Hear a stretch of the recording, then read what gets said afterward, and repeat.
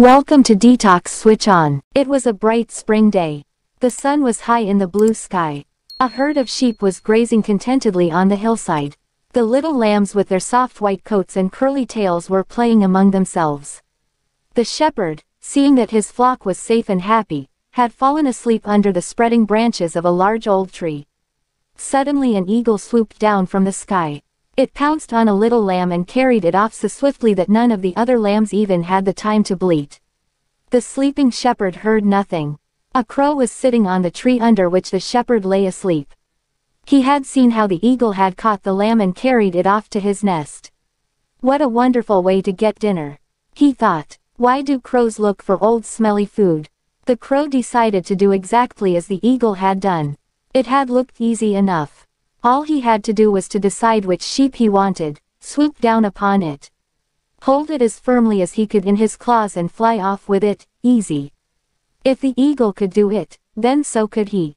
The crow looked down at the flock of sheep to decide which sheep he wanted.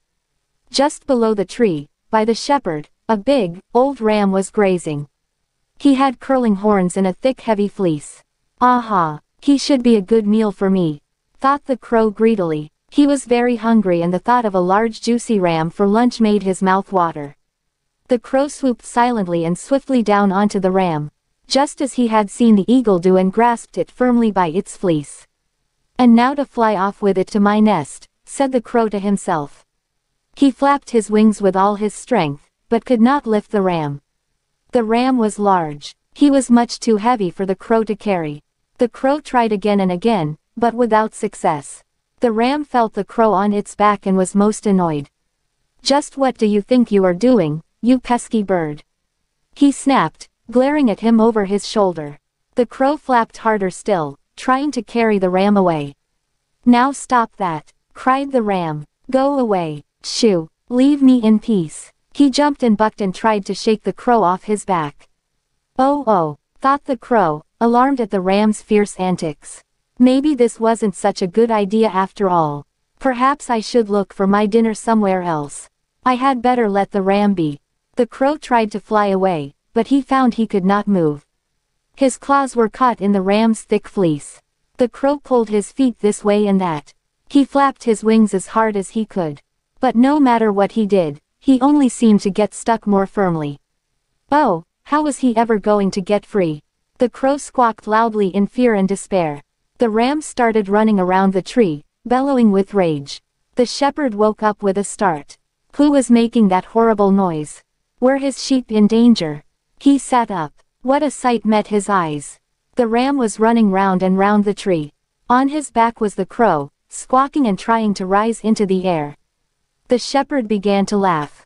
At last, wiping his eyes, the shepherd stood up. He stopped the ram as he ran by and calmed him with gentle words. When the ram was still, the shepherd took a pair of shears from his sack. Holding the crow with one hand, he deftly snipped the fleece until the crow was free.